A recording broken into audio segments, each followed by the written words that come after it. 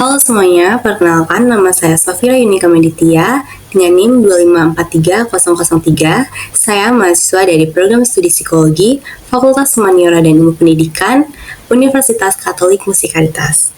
Video ini saya buat demi memenuhi tugas akhir semester mata kuliah umum Pancasila dengan dosen pengampu Bapak Supriyantoro, AMAPD, SPSI, MM. Saya memilih judul di antara nilai moral dan kehidupan Pancasila Menyapa karena judul ini mempresentasikan hubungan erat antara nilai-nilai moral yang kita anut dengan realitas kehidupan sehari-hari, bahwa Pancasila itu tidak hanya sebagai dasar negara tetapi juga hadir dan menyapa melalui sikap, perilaku, dan juga keputusan kecil yang kita lakukan setiap hari. Jadi video ini mengajak teman-teman sekalian untuk merefleksikan kembali bagaimana nilai-nilai Pancasila itu bisa tercermin dalam tindakan sederhana kita. Kebijakan nilai moral dan kebijakan karakter yang terkait dengan Pancasila. Moral dan karakter ini saling berkaitan yang menjadi dasar dari pembentukan karakter. Jadi proses mengajarkan karakter dan nilai moral ini bisa dimulai dari lingkungan keluarga, terutama dari peran orang tua, kemudian dilanjutkan dari lingkungan sekolah melalui peran dari seorang guru, serta dari kehidupan dengan masyarakat sekitar. Nilai moral Pancasila ini dapat diartikan sebagai suatu pedoman bagi masyarakat dalam bertindak sebagaimana yang telah tercantum dalam Pancasila sebagai ideologi bangsa Indonesia atau sikap yang baik yang harus dilakukan masyarakatnya, yaitu fungsi nilai moral dalam kehidupan sehari-hari. Di sini ada 4 fungsi. Yang pertama yaitu memberikan landasan bagi tindakan seseorang dalam mengambil keputusan. Nilai moral ini memberikan pandangan atau panduan bagi seseorang untuk menentukan apa yang benar atau salah, baik atau buruk dalam tindakan mereka. Misalnya, nilai moral ini dapat membantu individu atau masyarakat dalam menentukan pilihan yang tepat dalam situasi yang sulit, seperti menghadapi konflik atau masalah sosial. Yang kedua yaitu menjaga keharmonisan sosial. Nilai moral membantu memelihara keharmonisan dalam masyarakat dengan mengajarkan prinsip-prinsip toleransi, keadilan, dan juga kejujuran.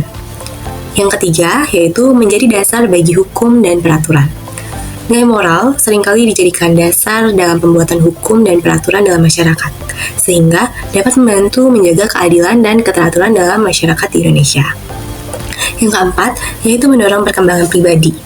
Nilai moral dapat membantu seseorang dalam mengembangkan kepribadian yang baik dan terpuji seperti rasa tanggung jawab, dan empati, dan juga keberanian. Selanjutnya yaitu ada contoh nilai moral yang dijunjung tinggi dalam kehidupan masyarakat di Indonesia. Yang pertama yaitu ada gotong royong. Gotong royong adalah budaya bekerja bersama-sama untuk kepentingan umum tanpa mengharapkan imbalan materi. Contohnya seperti membersihkan lingkungan atau membantu tetangga yang sedang berduka.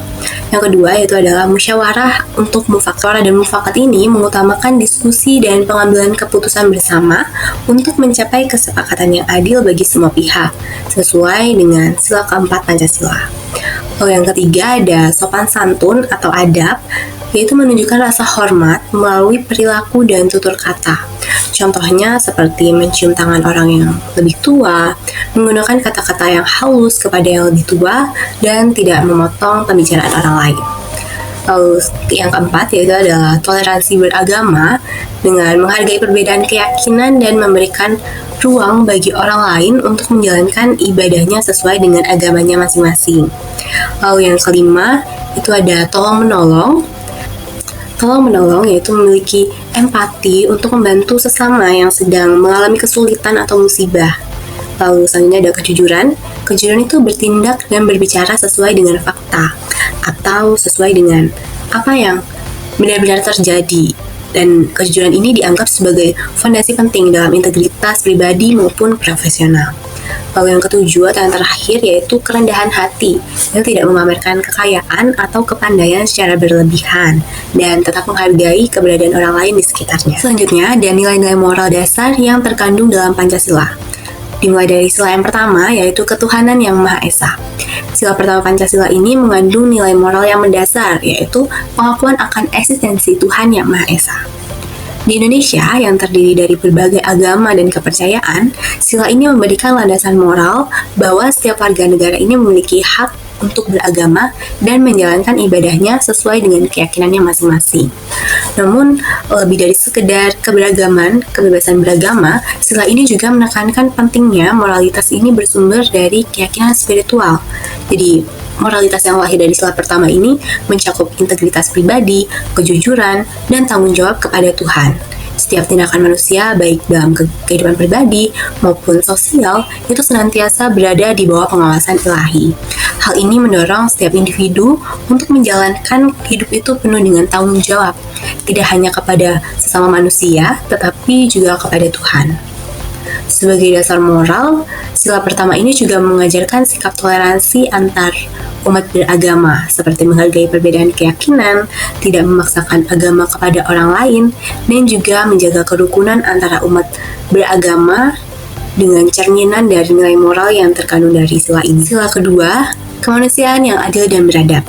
Sila kedua Pancasila ini berbicara tentang pentingnya memandang dan memperlakukan seluruh umat manusia dengan hormat, adil, dan juga manusiawi. Nilai-nilai moral yang terkandung dalam sila kedua ini sangat kuat karena memiliki harkat dan martabat manusia sebagai hal yang utama dalam kehidupan bermasyarakat dan berbangsa.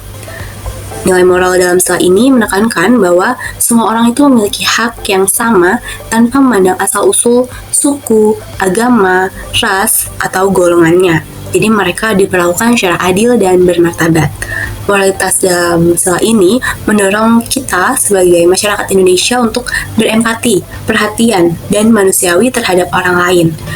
Dan kita juga diharuskan untuk menolak segala bentuk diskriminasi, ketidakadilan, dan perlakuan tidak manusiawi. Sila ketiga, Persatuan Indonesia.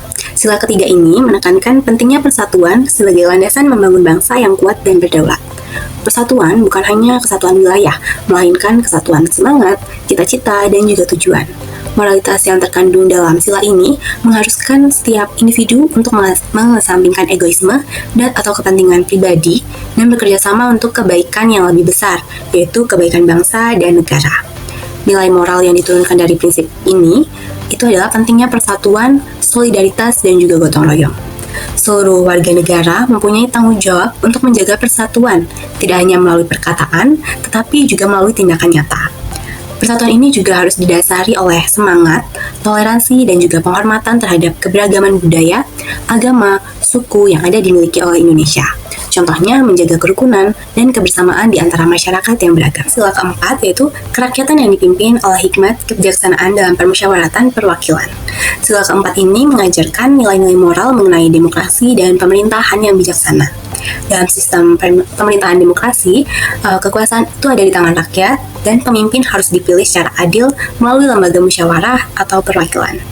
Nilai moral yang terkandung dalam prinsip ini antara lain kebijaksanaan, keadilan, dan mendengarkan aspirasi masyarakat.